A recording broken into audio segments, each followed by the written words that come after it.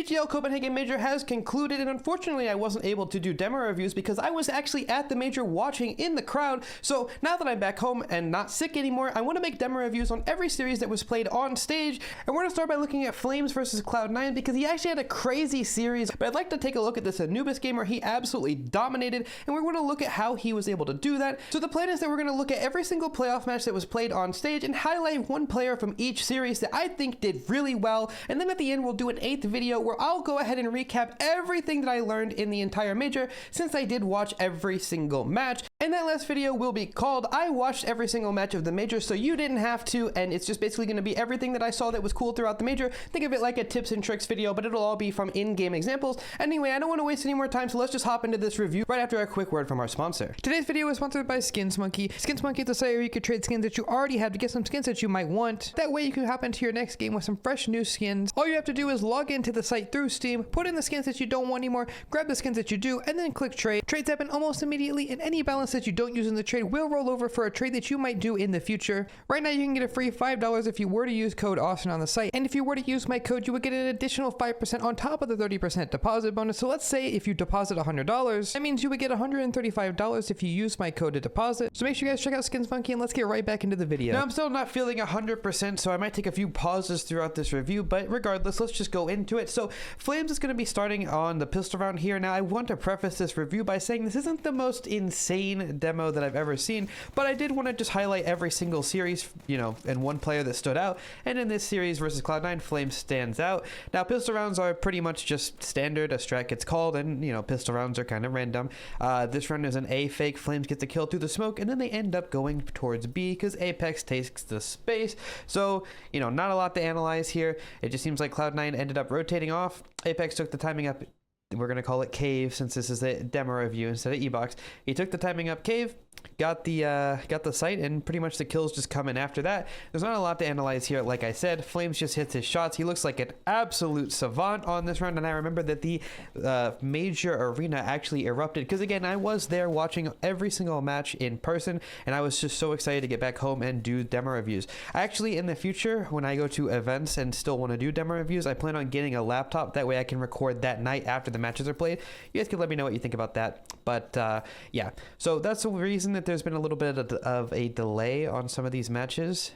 But yeah, by the way, I don't know if you guys knew this, but if there's ever a technical pause, it's called, the players are actually not allowed to talk at all. You see the console keeps reminding them communication is not allowed. You can see those messages in demos, so kind of interesting. People don't know that. You can obviously talk during tactical pauses. If the enemy team calls attack, you can talk. If you call attack, you could talk. But during technical pauses, you cannot communicate. And the reason being, of course, is for those of you guys who don't know, back in the day there was some bad actors who would purposefully, you know, call tech pauses in order to get extra time to plan.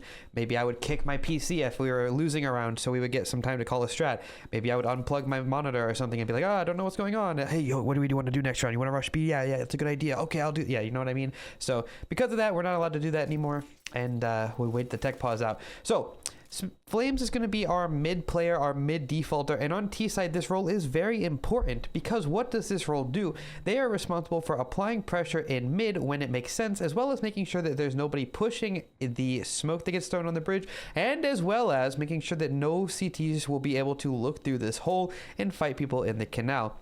And it's a pretty boring role overall, so this is just going to be some time to learn some nades and understand how to be in the right position. So we creep up in towards the cave position here. Flamez is going to throw a nice left side smoke as well as a flash over for his teammates, and then a Molotov towards backside. This is against a full eco, but they don't want to really overthrow any util, as well as Anubis B site. You don't really need to throw that much.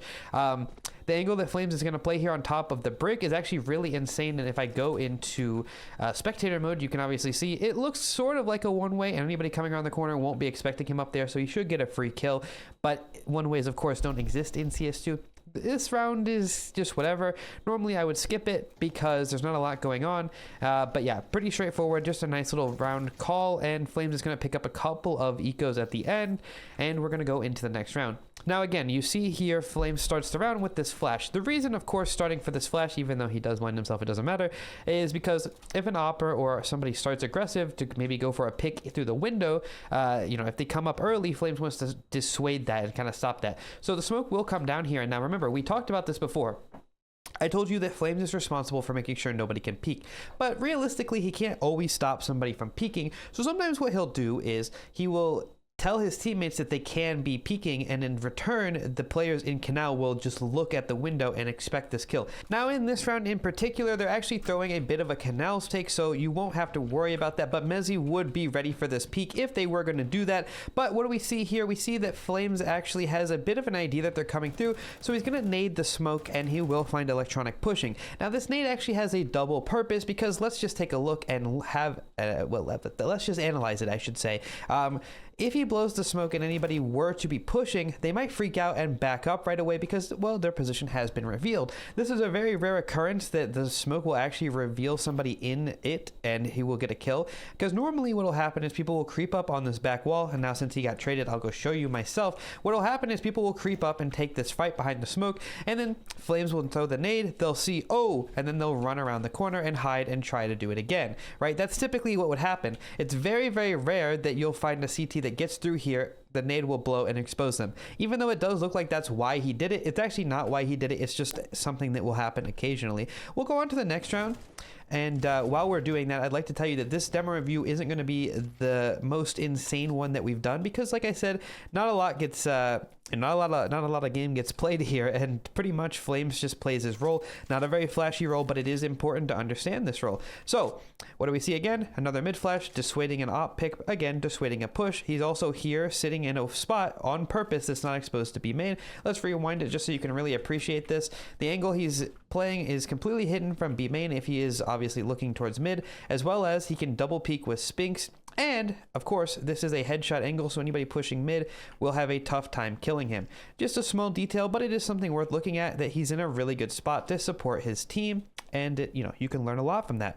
Now we're going to see a little nade here, obviously, just in case they're doing some sort of B main aggression. Very common on the low buys here for the CT. So, flash peek into B main, you'd flash peek through A main, of course, maybe even a mid pop. These things are all very common, and we're just making sure that we don't lose the pistols, and of course, to save weapons. Now, Anubis is a map where on CT side, it's very, very, very, very, very, very, very, very, very, very common to save in man disadvantage situations on CT side, because the map is generally T-sided, and if you're in like a 3 versus 5, which, if you're in a 3v5 or a 4v5, sometimes getting through the A site can be basically impossible, or retaking B is basically impossible. So you'll see a lot of teams just opt to fully save, and it's actually pretty much how you have to play. I mean, unfortunately, the meta is boring on some maps, and the Anubis CT side can be brutal. So speaking of which, we're going to see another save here. Flamez doesn't get any kills until I think he actually finds one exit here on the way out, if I remember correctly.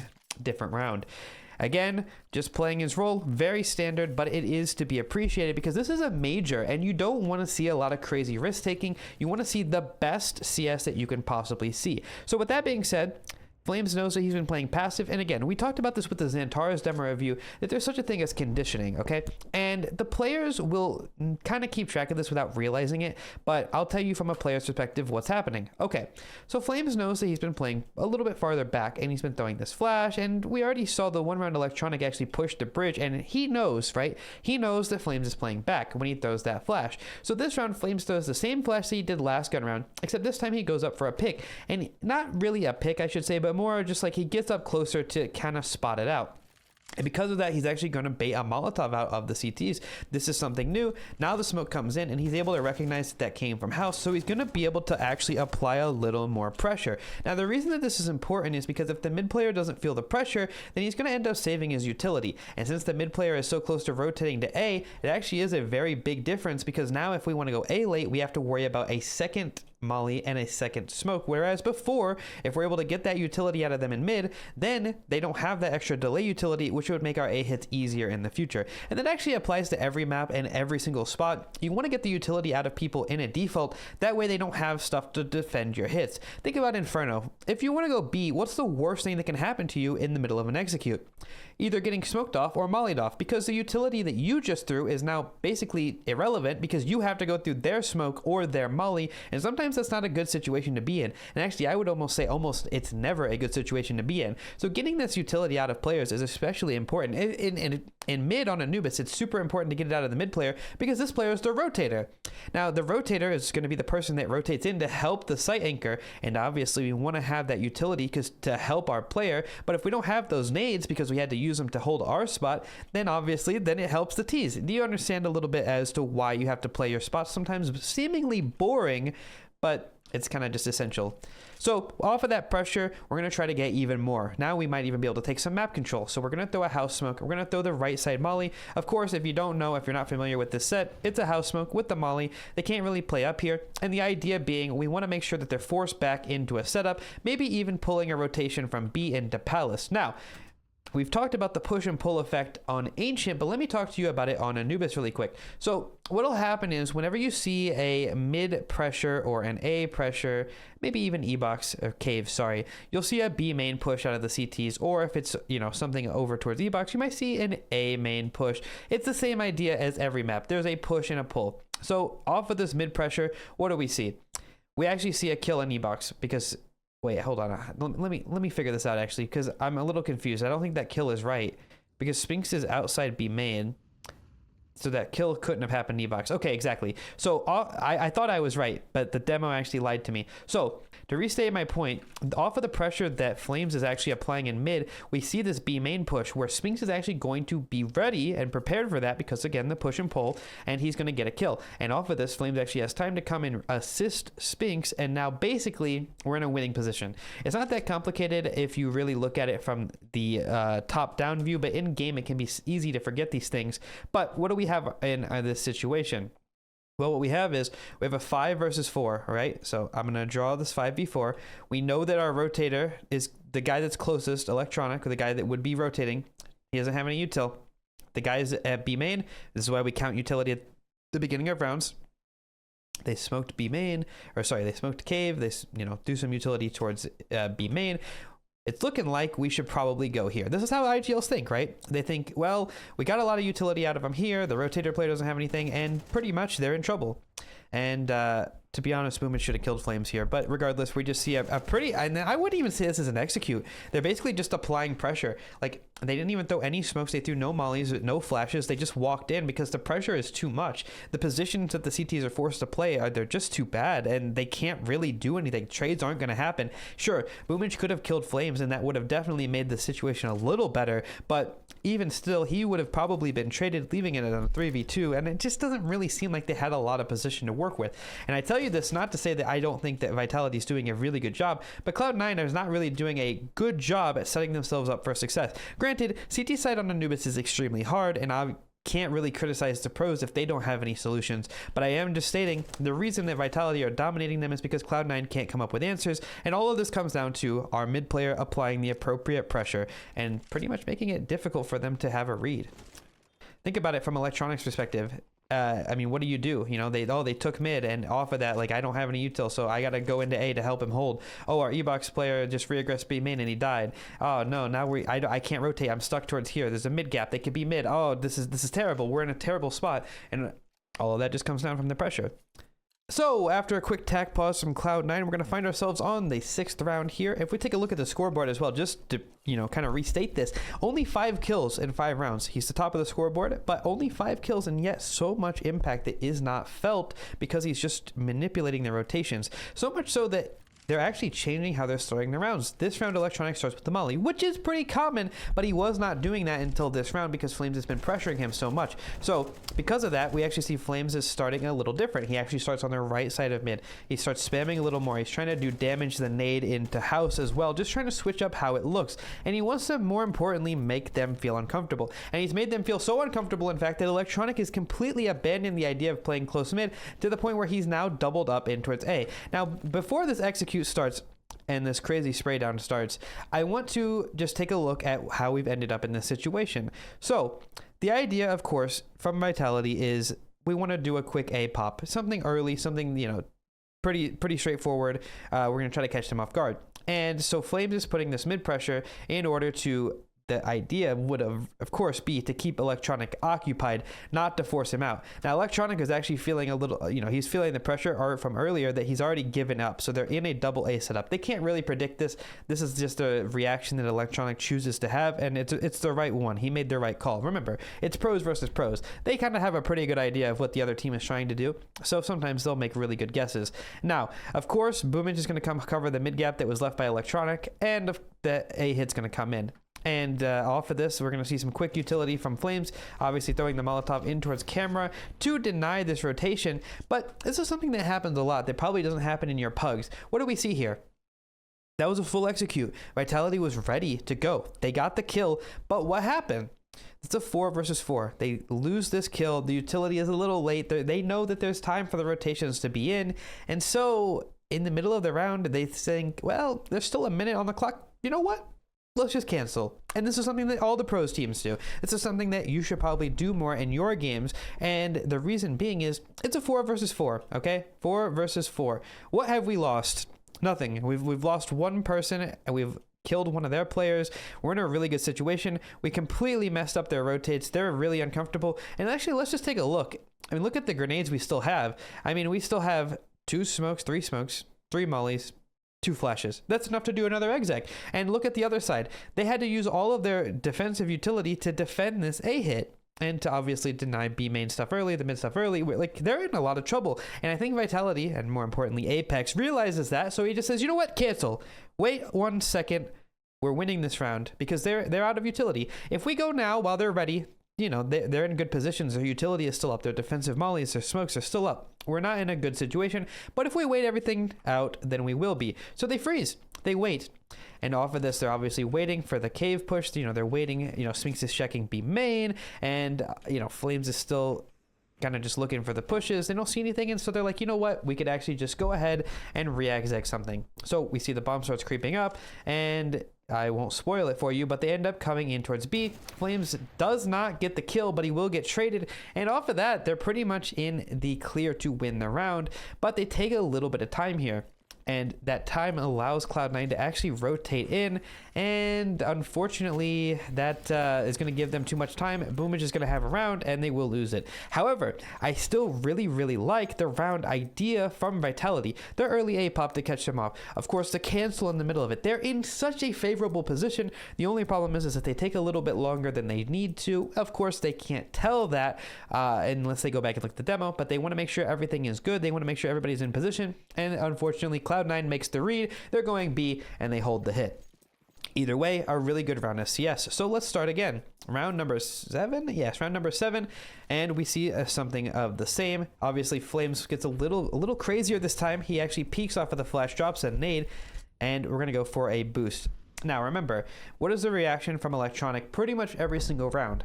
What would you say if you were Flamez in this situation? Do they smoke mid? That's what their IGL will ask them. Apex will say, do they smoke mid? And he says, yes. This they do, because so far, almost every round, they've smoked mid. So off of that, what is the strat? Well, we're going to boost somebody up over the smoke, and when you can see over the smoke, we're going to walk through it. It happens all the time. If you watch my Wicked stuff, my Team Wicked stuff, this is a strat that we've run many, many times, and the idea is very simple. I'll explain it to you. So if we smoke bridge on CT side, we boost to see over so we can see house and door, and we have 2 people walk through the smoke. This is a strat that every team runs, and the reason why it's so strong is because think about it. If Electronic doesn't see anything, he's like, they would never walk through the smoke. That's too risky. I could be holding it. But if we're boosted and we can see over, he doesn't know that. He doesn't know that we could see. So walking through the smoke is not risky for us, but he doesn't know that. So he's going to get caught off guard by people walking through the smoke. This is a strat that, again, you can just steal right away. Just use it. It's so good. And the only thing is that what happens this round? Well, Electronic doesn't smoke mid. So this is about conditioning, right? So we're conditioned so much to the fact that Electronic smokes mid that we call an entire strat around it, but Electronic knows that. So he's like, you know what, this round actually, I'm going to switch things up. I'm not going to smoke it. I'm going to save it. We'll see how it goes. And look at that. The entire strat is just canceled. It just gets canceled. And then he throws it anyway. But he throws it in a way that they can't boost to see over the smoke. So everything that I just said still stands, and I did know that he ended up smoking anyway. No, I didn't just forget. But look, the conditioning is here. You see, he used to smoke back here. He got naded. Now he's smoking back here. This smoke is exactly a counter to the exact strat that Vitality just called, because you can't boost to see over the smoke. Sorry about that. You can't boost to see over the smoke, which means the strat doesn't work. A level of depth in the CS that gets played at the highest level, it's insane. So what happens? We call a cancel, a soft cancel. Basically that just means, all right, you know what, just default, we're still gonna probably go mid here, but just make sure nobody push anything. All right, now we're gonna go ahead and continue our mission. So what do we see? We see a re-smoke house. Now actually I remember this round from when I was in the stadium. I said that's a really good smoke. I'm gonna make a video about that, so let me just go ahead and talk about it. Apex throws a house smoke that it lands a little bit deeper, that actually allows him to come here and jump up and see into camera. Now, they're not giving a ton of sound cues here. Technically, you can hear Apex jump if you're in the corner of Palace right here, but nobody plays there, so they don't hear that. So he can actually get this info that nobody's spotting camera and just call the hit. He can see it. And this is actually a smoke that he throws on purpose. So I'll make a clip about it and I'll put it in the things I learned at the major video at the end, just a little recap. But you know, if you watch every video, you get rewarded by learning stuff early. The hit comes in. Now this is a round that I actually want to talk about, and I want to say this was a really good call from Vitality, but the Cloud9 guys definitely made it a lot easier than it needed to be. So let's just go ahead and start from the top. What happens? Flamez is coming in. He's the entry. He's gonna, all right, I just tabbed out. He's gonna smoke off Palace, and he's gonna get flashed in here, and that flash is gonna completely blind Exile. And now I'm gonna be honest with you, I've played A before, and I play mid currently. I've never seen somebody get so caught off guard by that flash that they just lose the fight. Like, that's insane to me. But the next thing that really sucks for Cloud9 is that Boomage, I tabbed out again, very unlucky. Boomage is just missing his op shots here. Like, he has a chance to kill Flamez, he misses it. And like, so Flamez gets 2 kills off of Cloud9 being in a really unfortunate position, I will say, just unfortunate. Regardless, it's a really good strat. Like, they got completely caught off guard because the call for Vitality was so good. But, you know, like I said, the Cloud9 guys definitely made it a lot easier. But it doesn't matter because Flamez gets the 2 kills, and that's going to be the round. He actually will find a couple more here at the end, if I remember correctly. Different round. There's one round he gets like a couple exits. That's why I keep saying that. We'll go into the next round. Here we have it. Same start. He's feeling a little more confident. He's going for the fights. Flash now. He forces out a molly. He's happy with that, because obviously you want to force Molotovs out if you can, because Molotovs are the most important piece of utility to deny executes. Smokes are great, but you can go through them. Molotovs are really good because you can't go through them, and to get a team to use them is really good. So if you remember this strat, it might look a little familiar because actually they ran this strat on the round number 2 against the full eco. Now it's the same exact strat. They're doing the same thing. Creeping E-box, Flamez and Spinks are going to go B main, and when the time is right, they're just going to go ahead and hit. I think actually Flamez is going to throw the left side smoke again, if I remember. Yep, here he goes. Left side smoke is in, and the hit is pretty much as straightforward as you like. They get forced out by the utility. Flamez catches Hobbit, and the round is just over. I mean, at this point, you're even considering a save for Cloud9. Like I said, in these situations where you're at man disadvantage, retakes are just not what you want to be doing. Electronic, I don't know how he didn't get spotted there. I remember thinking that while I was in the stadium. I was like, I don't know how the hell he did not get spotted. Crazy flash from Apex. Flamez capitalizes. Obviously, Flamez called that flash. That Apex would never just throw that unless Flamez called it. And yeah, you're just gonna see another dominant round. Flamez is just playing lights out. Catches Electronic on the save as well. And Boomage will go down. And yeah, looking pretty strong right now.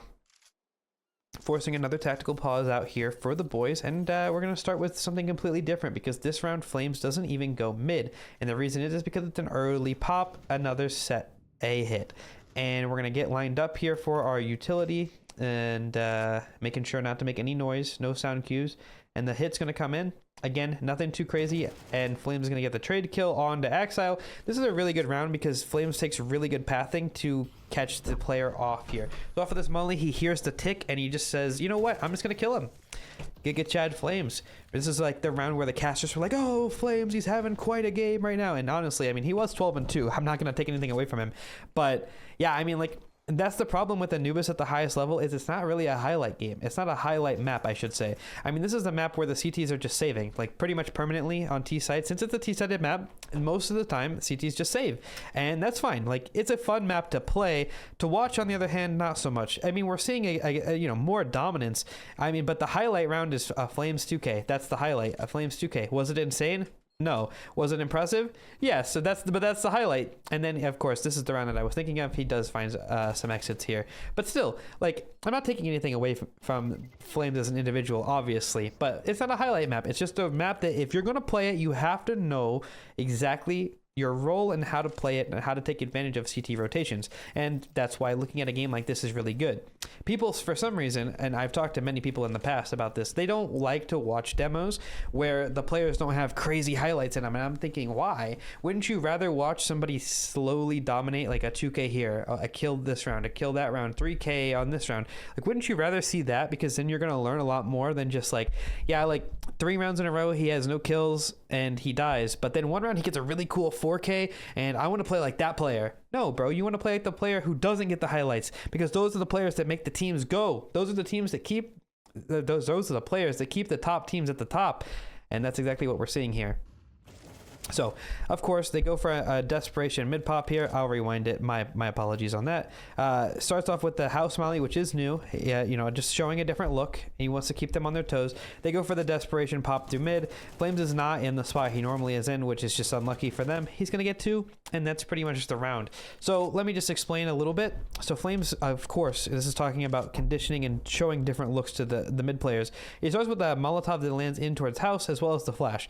Point being, of course, we want to make it look like we're maybe doing something faster mid this round. We flash off the aggression, but they did send it anyway. They flash through. Flamez is not in the spot that he normally is in, which probably would have gotten him killed. So it's just unlucky for Cloud9. He has no way of knowing that they're doing that this round. So just really not a bad call from Cloud9. It just doesn't work out. Flamez gets these kills. They go into B, and I remember watching this round in the stadium, and they actually should have won. But Boomage makes the wrong rotate here, and that's it. He goes to A. They stay B. And pretty much he has no chance here. And I think he actually just saves. Yeah, there you go. He just saves. Saves in a 1v2. Welcome to Counter-Strike in 2024. It is what it is. Now, again, I said before we started the demo review that this was a shorter one, not a lot of things to talk about. And that's because, to be completely honest with you, that's how the 99% of the games go. Had to restart this round. Sorry about that. My recording crashed. But what I was saying was that's how 99% of games go. Top teams do have their X Factor players like Donk or Jimmy or whatever. Maybe on this team it's Zywoo. But every once in a while, you know, those players don't do anything because the other players on the team are just as strong. I mean, we're seeing again, you know, Zywoo, their X Factor player has 5 kills. Like, that's not normal, you know, like it's not normal to see a game this dominant without your star player. But, you know, these are the players on the teams that keep the teams in the top 10, you know, like you could have a team like, let's think about old Mouse Sports with Nico, like the old one, the super old one, where Nico was just farming every game, but they couldn't win. It's because they don't have the supporting crew. You got to have players that can keep supporting the star players. Otherwise, there's no point. Anyway, let's take a look at this round. So this was a gun round, and what they did was a little different. So Flamez is saying like, yo, they don't know what's going on mid. I've been putting a lot of pressure. You know what? Let's just actually take mid this round. Maybe Apex called it regardless.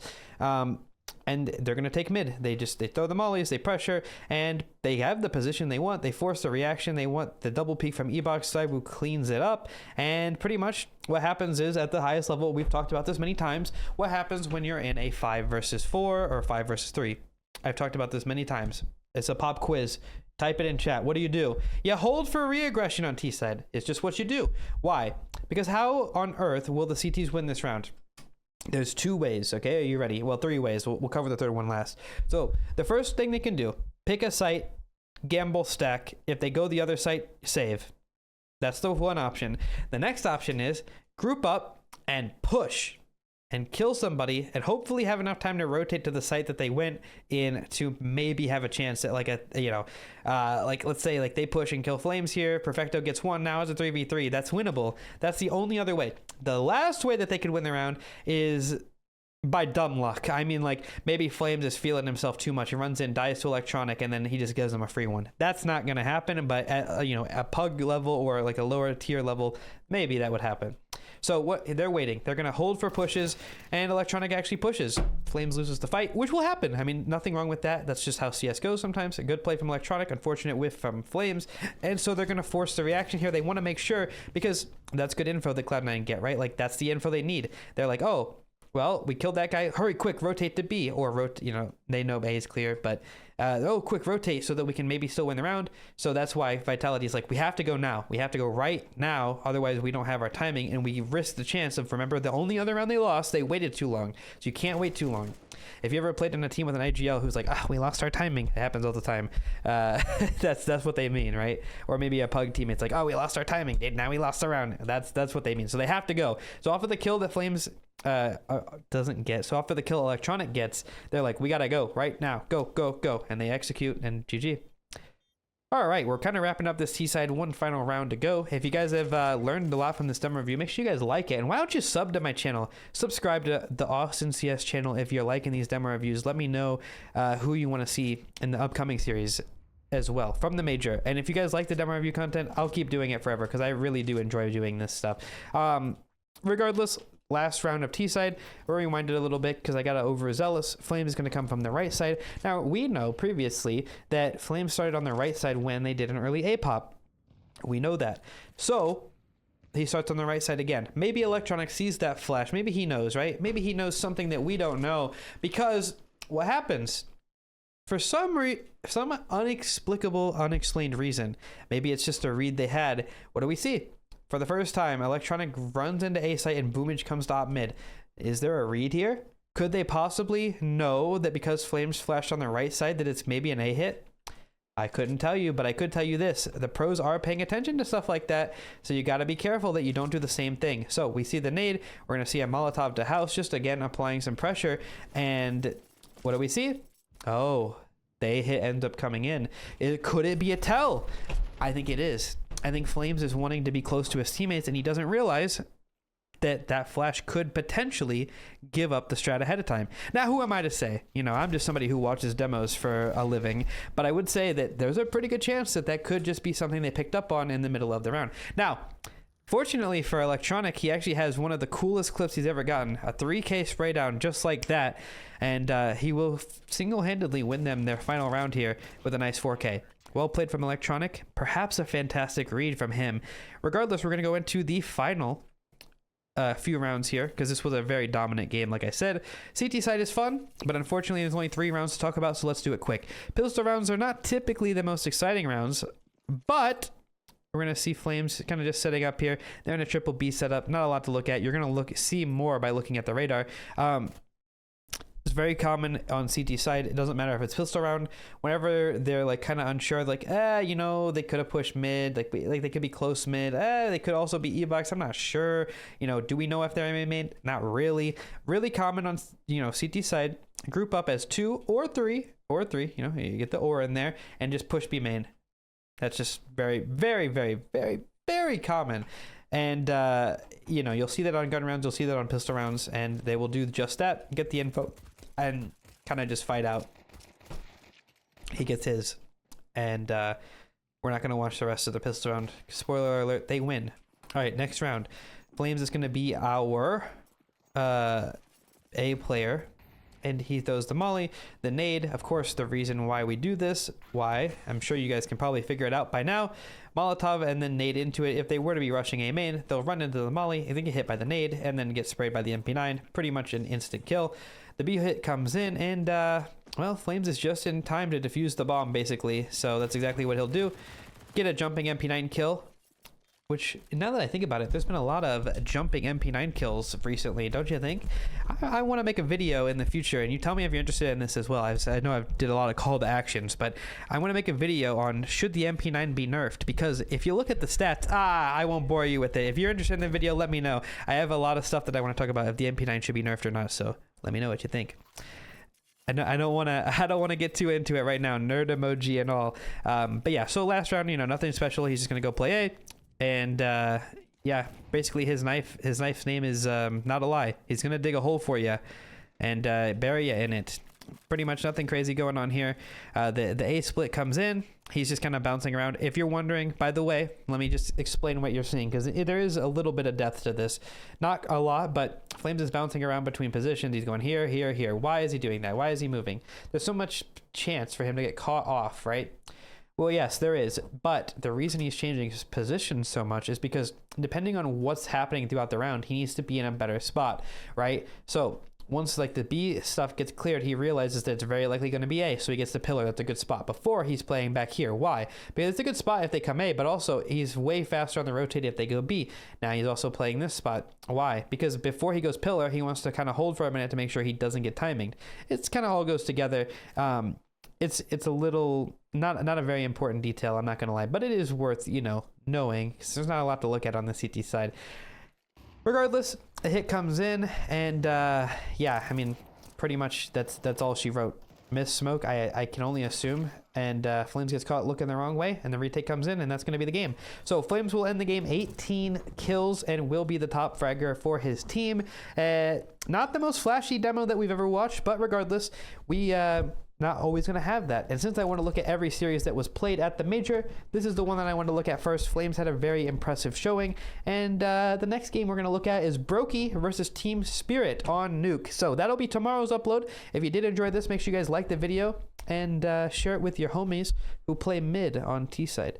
And tomorrow we'll go ahead and do Brokey. I'm very excited to do Brokey because that's going to be the first opera that we've ever looked at on demo reviews, and I know a lot about opping, so I'm very excited to share that with you guys. And Brokey, of course, is one of my favorite operas to watch, so if you're excited for that, you know what to do. I'll see you guys tomorrow. I appreciate you guys if you watched all the way. Much love as always, and thank you guys for the constant support. You guys mean the world to me. See you soon.